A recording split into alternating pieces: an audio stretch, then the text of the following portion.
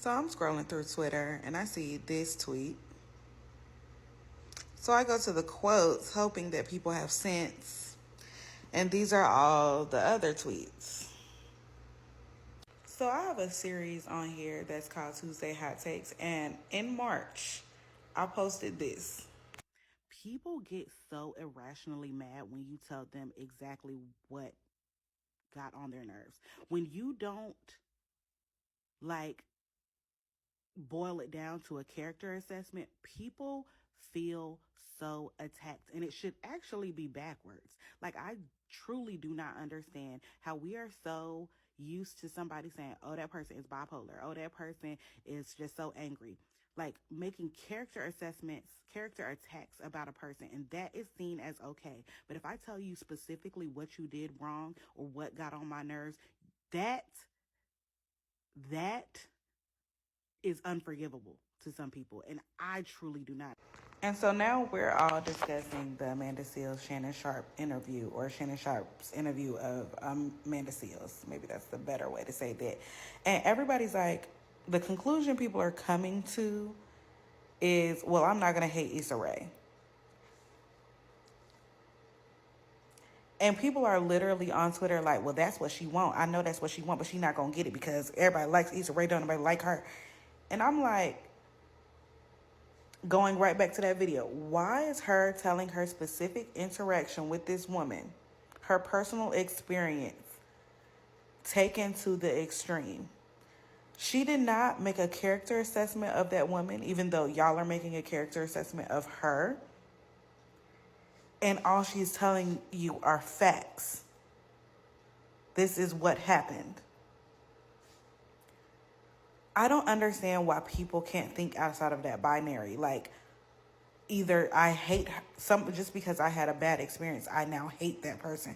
She even says in the thing that she don't hate her. She just didn't have a good experience with her. So she's not supposed to talk about her experience because it wasn't good.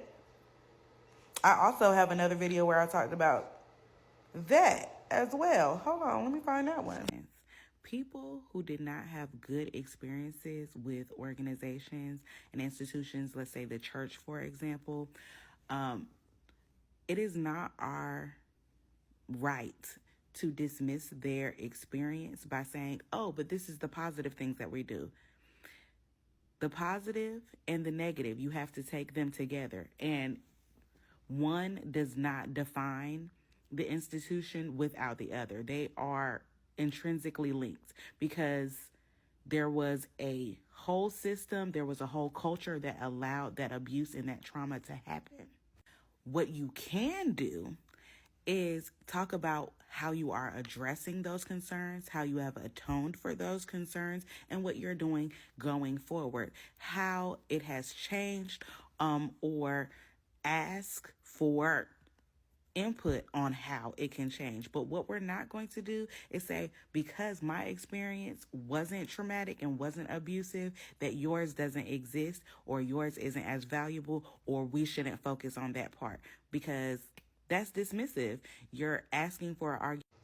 And as I said in that video, none of that means that you hate somebody. Accountability or atonement does not mean that somebody hates somebody. Now, if she decides to hold a grudge, that's actually valid response to what has happened to her. But I don't think that's what I know that's not what she's asking other people to do. And the fact that y'all want to boil it down and just completely miss her point, purposely miss her point, is wild to me. Because regardless, Issa Rae needs to address this, and Issa Rae needs to apologize. That's the only appropriate step forward. And it has nothing to do with Amanda, and it has nothing to do with us. Right is right, wrong is wrong, and if it's not right, it's wrong. That's the call and response that you're supposed to do. We do that at church.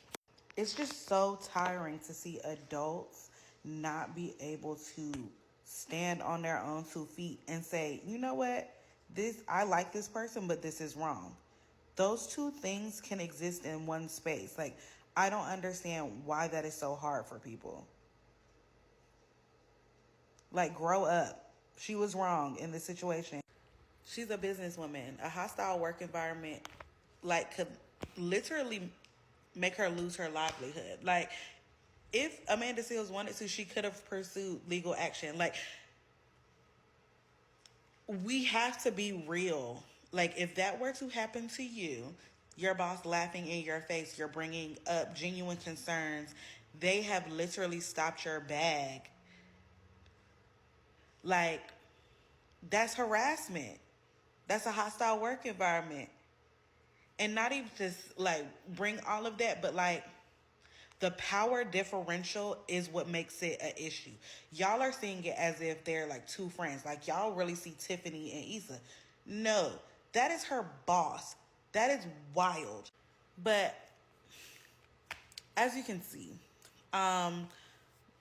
most black girls have similar experiences, especially if you are gifted.